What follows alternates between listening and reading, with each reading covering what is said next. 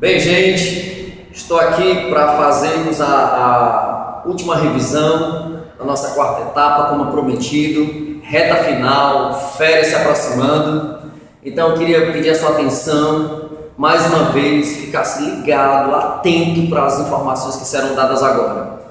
Só relembrando que o nosso material de quarta etapa, que foi selecionado para esta AG, e também é a matéria da segunda chamada, é a partir do capítulo 55, 56, que são os capítulos que foram tratados na nossa AC, que eu já avisei, vou reforçar novamente. Você pega a sua AC, estuda ela, apenas a AC, porque os dois capítulos, os 55 e 56, serão cobrados como revisão no nosso material de global, ok? Então fica bem atento àquelas 15 questões que você já fez, tranquilo? No mais, as nossas questões inéditas serão do capítulo 57, período democrático, capítulo 58, governos militares, capítulo 59, que a gente vai ter uma mini aula e eu já vou reforçando justamente o período democrático atual, beleza? Então não vou revisar nada da AC, já porque você tem a AC em casa, ok? Então vamos começar a partir do material inédito, que é justamente o capítulo 57, o período democrático. Bem, nesse período democrático, você tem que lembrar que nós tivemos, na verdade, 5 presidentes da República, e nesses 5 presidentes, eu quero que você fique bem atento. Nós começamos com o governo do Dutra, certo? O governo do Dutra, que foi de 1945 até os anos 1950.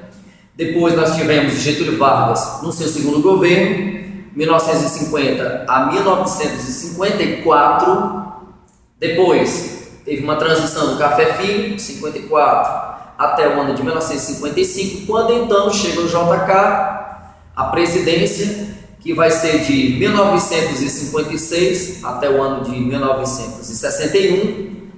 Jânio Quadros, que só governa o primeiro ano e não é nem completo, 1961, e por fim 1961 até 1964, ok? Então fica bem atento a estes 5 presidentes que nós trabalhamos em sala. Então vamos lá. Uma coisa importante que você tem que saber e lembrar é justamente o período que termina a Era Vargas, um período de Segunda Guerra Mundial, um período de início de Guerra Fria, a famosa guerra bipolar, a guerra ideológica, tá certo? E nesse contexto, quando Dutra assume a presidência, ele faz o alinhamento com o bloco capitalista, ok? Estamos naquele contexto da Guerra Fria, então há um rompimento com a União Soviética, tranquilo? E, claro, em 1947, o fechamento do PCB, já que a Constituição de 46, a nova Constituição da abertura democrática, ou República Populista, ou República Democrática, certo? Então você tem que entender uma coisa importante. Então essa democracia era uma democracia vigiada, sitiada, porque o PCB não pôde funcionar, tranquilo? O grande projeto de governo do próprio presidente chamava-se SALT, Plano SALT, Saúde, Alimentação, Transportes e Energia, ok? Então fica bem atento com isso. Então esse era o programa de governo do próprio Dutra. E como ele abriu para a economia internacional, quando fez a adesão, o alinhamento com os Estados Unidos, certo? Então houve um gasto de reserva enorme de dólares que havia sido acumulado no período da Segunda Guerra Mundial, na qual Getúlio Vargas estava na presidência. Isso fez com que aumentasse a famosa dívida externa, ok? Então, logo após, nos anos 50, chegou então Getúlio Vargas com todo aquele populismo que a gente aprendeu na própria Era Vargas, no seu primeiro governo. Então, até uma musiquinha carnavalesca, né, que evocava a volta do próprio Getúlio, o pai dos pobres. Bota o retrato do velho outra vez, bota no mesmo lugar, o sorriso do velhinho faz a gente trabalhar. Então, isso foi muito forte. Então, ele vem um dos caras muito votados, bem votado, e assume a presidência no segundo governo. E nesse segundo governo ele tem o apoio do PTB, tá certo? E do PSP. E existia dentro desse governo de Getúlio uma disputa muito grande de projetos, Então, uma disputa entre os nacionalistas, que eram considerados desenvolvimentistas, e tinha os liberais, que eram os entreguistas. E aí o seu grande rival, tá certo? Desses liberais entreguistas, estava o grande líder da UDN, o famosíssimo Carlos Lacerda, tá certo?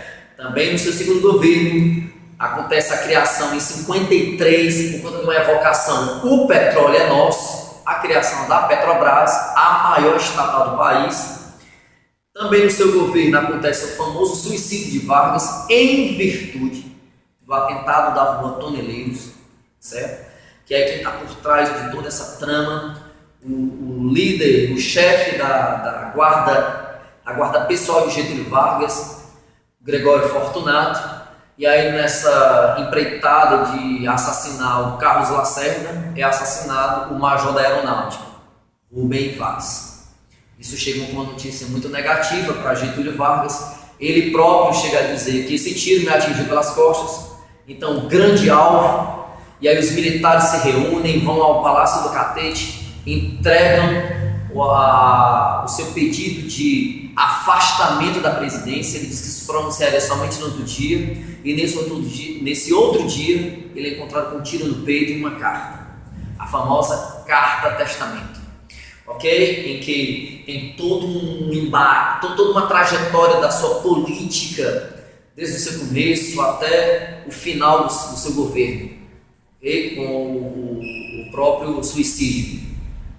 E depois disso, quem vai assumir é o famoso Café Filho, certo? Assumir esse entre suicídio de Vargas até a chegada do famoso JK, ok? E aí tem toda uma coisa, tem o governo do Carlos Luz, tá certo? O governo do Nereu Ramos, até que chega finalmente o governo do JK. O governo do JK, que tinha uma propaganda nos anos 56, o presidente Bossa Novista, vai governar de 56 a 61, e o seu grande plano era o famoso plano de metas, que ele acreditava que necessário era 50 anos para ele governar o país, para que houvesse progresso. E aí ficou conhecido como o famoso plano de metas, 50 anos em 5. Ele cria a famosa Sudene nesse período, acontecem as famosas ligas camponesas, em que a reforma agrária, os próprios integrantes da Liga Camponesa disseram: se não for pela legislação, vai ser pela força, ok? E claro, no ano 61, no último ano do seu governo, numa iniciativa de desenvolver o Centro-Oeste, a região do Cerrado, a famosa construção de Brasília, a transferência da capital federal, que era o Rio de Janeiro, no Palácio do Catete, para o Distrito Federal, Brasília, ok? E aí Brasília só fica pronta no último ano do seu governo, inaugura, e quem assume finalmente, né, nesse novo espaço político do Brasil, quem vai assumir é o famosíssimo Jânio Quadros, que só governa esse ano de 61 e nem é completo esse período. É uma política interna altamente conservadora, certo? E uma política externa independente, uma tentativa de reatar com o socialismo, certo? Ele condecora com a medalha mais importante do Brasil, a Ordem do Cruzeiro do Sul, o famoso Ernesto Che Guevara, certo? E dentro dessa política interna conservadora, a sua preocupação bem maior, apesar da avalanche de crise econômica que o JK havia deixado como legado para o seu governo, tá certo? Como, por exemplo, o seu moralismo, a proibição das meninas de usarem biquíni na praia, nos finais de semana, que mais? A proibição de rinhas, briga de galo, jogos de azar, tá certo? Então uma série de moralização acabou acontecendo no país. E um cara bem populista, que nos seus comícios ele levava uma famosa vassoura e varria lá na hora do seu comício, dizendo que ia varrer a bandalheira do Brasil. Bom, a sua campanha que levou até a sua presidência acabou se desmoronando. E quando isso resolveu acabar, quando ele renuncia à sua presidência, certo? a crise política se assola no país, porque já havia começado essa crise do populismo com o suicídio de Vargas e agora a renúncia do próprio presidente, que nunca, na verdade, se pronunciou formalmente para explicar a real causa, essa informação saída do próprio presidente, isso nunca aconteceu. E aí, o vice-presidente da República, o famoso Jango, o João Goulart, houve todo um problema na sua campanha de legalidade, e para que houvesse uma solução de compromisso, eles impõem, o Congresso Nacional impõe o famoso parlamentarismo, o sistema político chamado parlamentarismo. Lembra que, para que acontecesse isso no país, só mediante plebiscito, e plebiscito é popular. Isso não vai acontecer no Brasil, certo? Então é aquilo que nós chamamos de uma solução de compromisso. E isso, claro, essa fase parlamentarista, certo? Houve muita crise econômica, muita crise política, o próprio o parlamentarismo que foi imposto, ele na verdade foi sucedido por 3 gabinetes, na qual o primeiro foi pelo Tancredo Neves, fracassado também os gabinetes, até que houve uma antecipação do plebiscito em 63. E o povo decide a volta do presidencialismo. E aí, com a vitória do presidencialismo, o que é que vai acontecer? Com essa vitória do presidencialismo, a gente não pode esquecer uma coisa importante, que o Jango agora teve a chance de divulgar o seu plano de governo.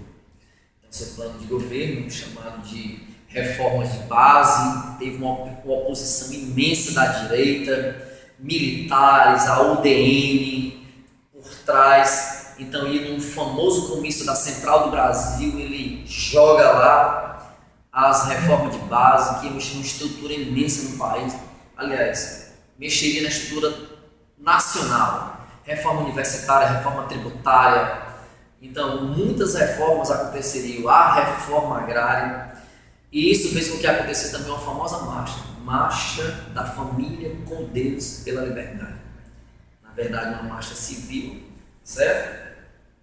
Em que aderiu mais de 500 mil pessoas, cerca de 600 mil pessoas nas ruas, exigindo o fim do governo do Jango, certo? E aí se antecipa, amadurece o famoso 31 de março de 1964, a famosa ditadura militar, certo? Então, e aí nesse contexto você sabe muito bem como é que se deu essa primeira fase populista, uma crise do populismo, suicídio do Vargas, a renúncia do Jango e a própria a renúncia do Jânio Quadros e a deposição do Jango, do João Goulart, ok? Então, o populismo estava totalmente em crise, ok? Então, já no nosso assunto sobre a ditadura militar, vale lembrar, e você não deve esquecer, que logo após a deposição do Jango, a junta militar,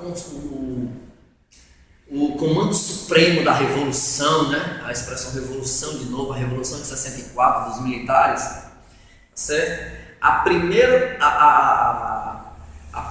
coisa a ser feita por esse comando militar, foi justamente instituir, vigorar um regime militar no país, certo? Então, culpando o Jango, que queria implantar uma célula comunista no país, essa onda toda. Então acabou que o próprio Jango é deposto e essa junta militar baixa o primeiro ato institucional. E esse aí, como eu falei, desse Comando Supremo da Revolução, na verdade, evidencia esse regime militar, manda caçar o mandato dos 3 últimos presidentes, certo? E escolhe, certo, a dedo o primeiro presidente do regime militar, Humberto de Alencar Castelo Branco, o famosíssimo cearense Castelo Branco. E aí o Castelo Branco toma umas medidas interessantes aqui, logo quando ele assume. É implantado o bipartidarismo, então fim do pluripartidarismo, E nesse fim do pluripartidarismo nascem apenas dois partidos, o MDB, certo? E o ARENA, certo? Movimento Democrático Brasileiro, Aliança Renovadora Nacional. Interessante que esse partido da oposição, que era o MDB, era um partido que estrategicamente foi criado, mas que na praticidade não havia nenhuma oposição. Na verdade, todos foram da situação, todos foram do ARENA, todos os 5 presidentes, a contar do Castelo Branco. E o Castelo Branco não para, aprova mais um ato institucional, o AI-3, e que a partir desse ato, todas as eleições governamentais para governo de Estado seriam também, assim como o presidente, indiretas. Ok? Então, e continuando ainda no governo do Castelo Branco, que deveria ter terminado em 66, porque a ideia toda da junta militar é que ele apenas terminasse o governo do Jânio, tá certo? E aí se estica mais um pouco, que vai até 67. Vocês poderão ver isso nos slides, que vai estar postado também no site do nosso colégio, de Santa Cecília, certo? Além da revisão, vai estar lá 3 slides desses 3 capítulos para que vocês possam ver melhor. Então, o AI-4, ele baixa o AI-4, que na verdade fecha o Congresso Nacional, se prepara a nova Constituição do Brasil, que é a Constituição de 67. E o AI-4 fez o quê? Com a nova Constituição, os atos institucionais anteriores todos foram colocados na nova Constituição do Brasil. Ok? Bem, continuando o nosso assunto, a gente não pode esquecer de falar o seguinte: os partidos se aglutinaram na famosa arena. Então a própria UDN, né? A própria UDN apoia a ditadura militar, o partido de Getúlio Vargas, o PRP adere 100% também. Então, muita gente vai participar do lado da situação, do lado da arena. Beleza? Veio o governo do Costa e Silva, o segundo governo do regime, 67 a 69. E aí nós temos uma oposição muito grande da sociedade civil. Entre elas, os protestos da Uni, nós temos a passeata dos 100 mil, que houve a participação de muitos artistas, certo? A Frente Ampla, interessante. A Frente Ampla ela vai ser formada como um partido de oposição à Arena. E interessante que quem está por trás dessa Frente Ampla é o JK e o Carlos Lacerda da UDN. Então, arrependido do que fez, tá certo? E até convida também o Jânio para participar dessas reuniões dessa Frente Ampla.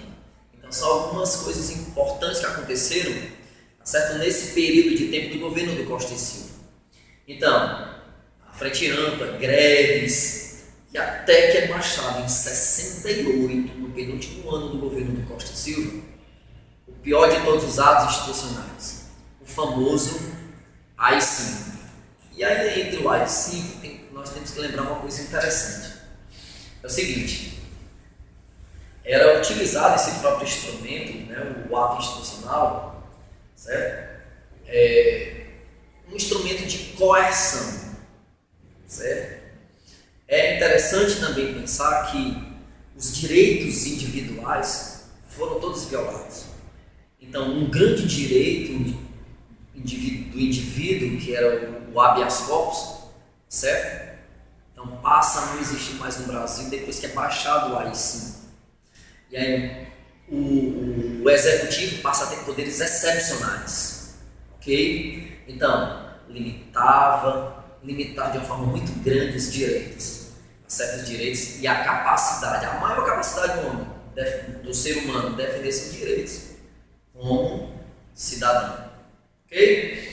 Então, continuando nesse contexto, nós temos também uma coisa importante para ser tratada também no nosso assunto sobre a ditadura militar, é que o próprio Costa e Silva adoece, não consegue continuar, e aí temos um problema. O vice-presidente, Pedro Aleixo, o vice-presidente do Costa e Silva, era um civil. E olha que coisa interessante, houve um golpe dentro do golpe. Porque esse golpe dentro do golpe, ele vai impedir que o civil assuma, certo? Esse civil. E aí a junta militar acaba resolvendo esse problema. Quem assume é o Garrastazu Médici. E aí essa é a sacada que você não pode perder. Apesar de ter havido muita repressão política nesse governo, certo? Você não pode esquecer, principalmente do nome do presidente, o Médici. Lembrou do Médici, lembra logo do milagre econômico, tá certo? E é interessante que o milagre econômico faz lembrar para a gente uma coisa importante. O PIB vem a crescer de uma forma exagerada, a níveis acima de 10%, níveis semelhantes à economia chinesa. Então, invejável o crescimento econômico do PIB, muito empréstimo, e esse muito empréstimo vai fazer com que no Brasil haja um aumento grande da dívida externa no Brasil, e associado ao milagre econômico, certo? O próprio Delfim Neto, ele próprio classifica esse crescimento da seguinte forma: vamos esperar primeiro que o bolo cresça, que ele cresça bem muito, que ele inche, tá certo? Que ele fique bem inchado, depois a gente vai repartir o bolo. Esse bolo nunca foi repartido. É por isso que nós chamamos de concentração de renda, muita riqueza e má distribuição de renda. Mas é para tentar remediar esse crescimento econômico, vem as famosas obras faraônicas. E aí as obras faraônicas, eu quero que você entenda, é o seguinte, que as obras faraônicas, elas, por serem grandiosas, elas requerem muita grana, certo? Para que seja realizada essa construção, e o seu uso, muitas vezes questionado. A gente pode citar aqui a Transamazônica, nós podemos citar também a Ponte Rio-Niterói, nós podemos citar também o projeto nuclear, certo? Na qual se vai construir o Angra 1, certo? Então, uma forma também de desviar muita grana, certo? Muito dinheiro. O milagre econômico começa a passar por uma crise, certo? A crise do milagre, em virtude da crise do petróleo, vem a história do pró-álcool, né? Mas aí a coisa fica sem remédio para poder solucionar a crise econômica, os juros aumentam de uma forma exagerada, altos impostos, tá certo? Inflação, desemprego, então recessão e, claro, muita impopularidade no governo militar, certo? Mas aí o que é que acontece? O Geisel, quando vai assumir a presidência, ele assume em 74 para 79, que está lá emaranhado dessas crises, né, da crise econômica dos juros altos, né, certo? Inflação, desemprego, popularidade, né, reinando. O próprio governo do Geisel, certo? Ele próprio pronunciou que haveria uma distensão do regime militar. E essa distensão do regime militar dizia ele que seria de uma forma lenta, gradual e segura. Vai ser copiado esse mesmo modelo político pelo último presidente da ditadura militar, que é o João Batista Figueiredo, certo? Mas a reação à linhadura é muito grande. Assassinato do Vladimir Herzog, tá certo? Manuel Filho, então muita gente vai morrer ainda nesse período de distensão lenta, gradual e segura. Até que quando nesse próprio período, né, há uma ação sobre a própria oposição. Vem Falcão, de Abril, vem também um senador biônico, né? A cada estado dava o direito de ter 2 senadores e esse terceiro era biônico, uma espécie de manipulação para que houvesse apoio dentro do governo, certo? Esse Senado representado biônico em todos os estados do Brasil. Até que no ano de 78, faltando um ano para terminar o governo do Geisel, certo? É revogado o então AI-5. E aí, nós chegamos no governo do último presidente da ditadura militar, que é o João Batista Figueiredo, que vai governar de 79 a 85.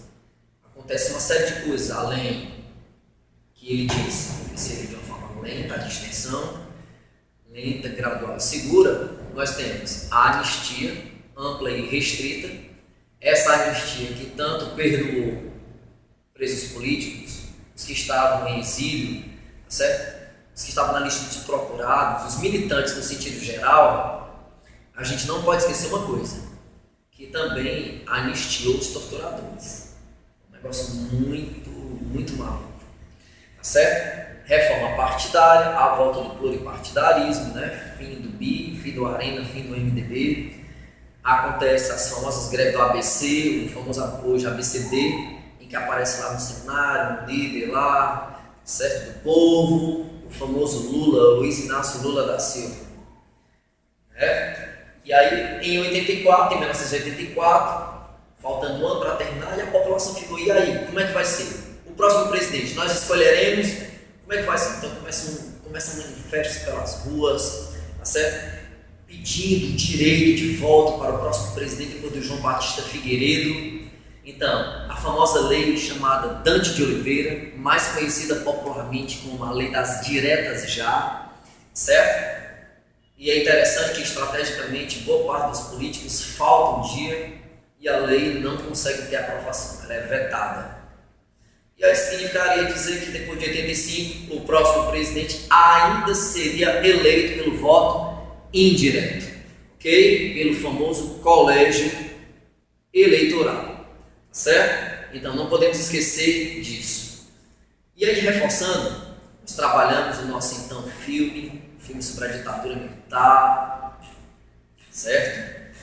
O famoso Batismo de Sangue, filme de 2007, baseado no livro, no então famoso livro do Frei Beto, um dos dominicanos que conseguiu sobreviver à ditadura, às torturas, então amigo do Frei Tito de Alencar Lima.